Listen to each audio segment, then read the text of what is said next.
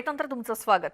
कोरोनाच्या दुष्टचक्रातून अजूनही जगाची काही सुटका झाली नाही आणि त्याउलट नवनव्या व्हेरिएंटच्या माध्यमातून कोरोनाचा विळखा आणखी घट्ट होतोय।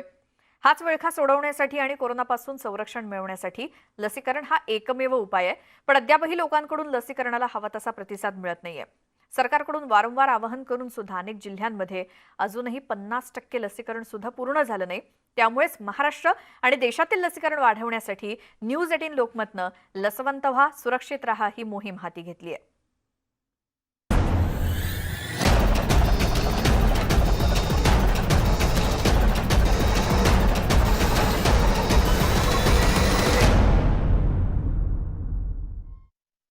कोरोना विरुद्ध लसीकरणात नांदेड जिल्हा हा चांगलाच पिछाडीवर पडलाय। महाराष्ट्रातील नीचांकी लसीकरण असलेल्या जिल्ह्यांमध्ये नांदेडचा समावेश आहे। मुंबई पुण्यासारखे जिल्हे लसीकरणामध्ये अग्रस्थानी असताना नांदेडकर मात्र लसीकरणाकडे पाठ फिरवतायत। नेमके नांदेडमध्ये कोरोना लसीकरणाची स्थिती काय आहे जाणून घेऊयात या रिपोर्टमधून।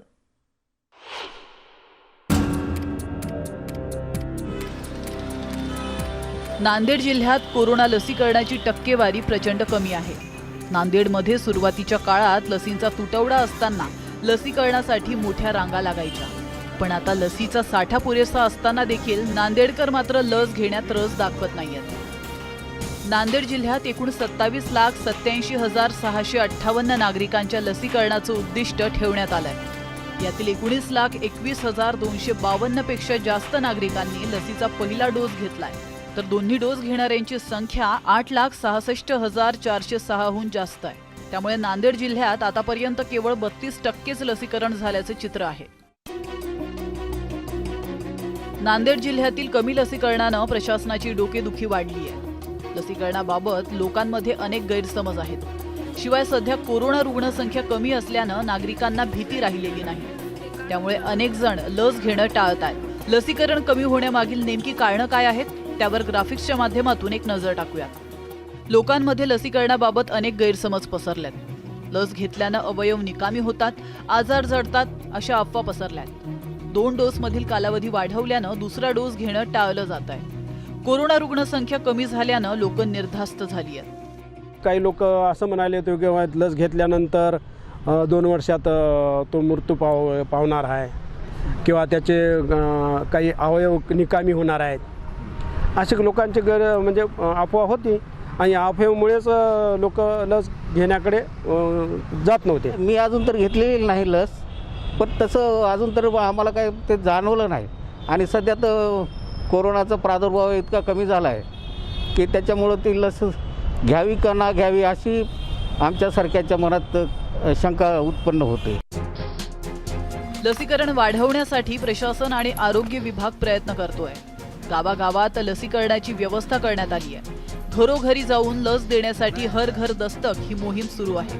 गावाकडे चला या मोहिमेअंतर्गत वेगवेगळ्या सरकारी विभागातील अधिकारी कर्मचाऱ्यांनी दर मंगळवारी आपल्या मूळ गावी जाऊन लोकांना लसीकरणासाठी प्रोत्साहित करण्याची मोहीम हाती घेतली आहे। कोरोना कधी येणार नाही जोपर्यंत आपलं 100% लसीकरण होत नाही, तोपर्यंत हायचे डोस सर्वांनी डोक्यातून काढून टाकावं की त्याच्यामध्ये कोरोना परत येणार नाही। कोरोना येईल हां, पण आपलं निश्चितच लसीकरण झालं असेल तर त्याची तीव्रता ही खूप कमी असेल। ग्रामीण भागात लसीकरणाचं वास्तव दिसत असतानाच शहरी भागातील नागरिक मात्र लसीकरणाला टाळाटाळ करत असल्याचं चित्र आहे। त्यामुळे आता प्रशासनानं ठिकठिकाणी लसीकरण प्रमाणपत्र अनिवार्य केलंय। पेट्रोल पंप, बार, वाईन शॉप, मॉल या ठिकाणी लस घेतलेल्यांनाच प्रवेश दिला जातोय। पण लसीकरणाचा घटलेला टक्का पाहून व्यापक प्रमाणात उपाययोजना होणं गरजेचं आहे। प्रशासनाकडून लोकांच्या प्रबोधनासाठी वेगवेगळ्या मोहिमा राबवणं गरजेचं आहे। कोरोनाच्या 2 लसींमधील अंतर कमी करण्यासाठी प्रयत्न केले जावेत। समाजातील गैरसमज दूर करण्यासाठी त्या समाजातील धर्मगुरूंकडून आवाहन करणं गरजेचं आहे। हेच ओळखून स्वतः जिल्हाधिकारीही आता गावांचे दौरे करत धार्मिक स्थळांना भेट देत लसीकरण करण्याचं आवाहन करतायत। जर आपल्याला कुठेतरी थर्ड वेव्हला रोखण्याचं आहे तर वॅक्सिनेशन एकमात्र त्याच्यामध्ये आपल्याला रामबाण म्हणू आपण आणि सोल्युशन हे आहे। त्यामुळे सगळ्या नागरिकांनी सामोर येऊन वॅक्सिनेशन करून घ्यावं।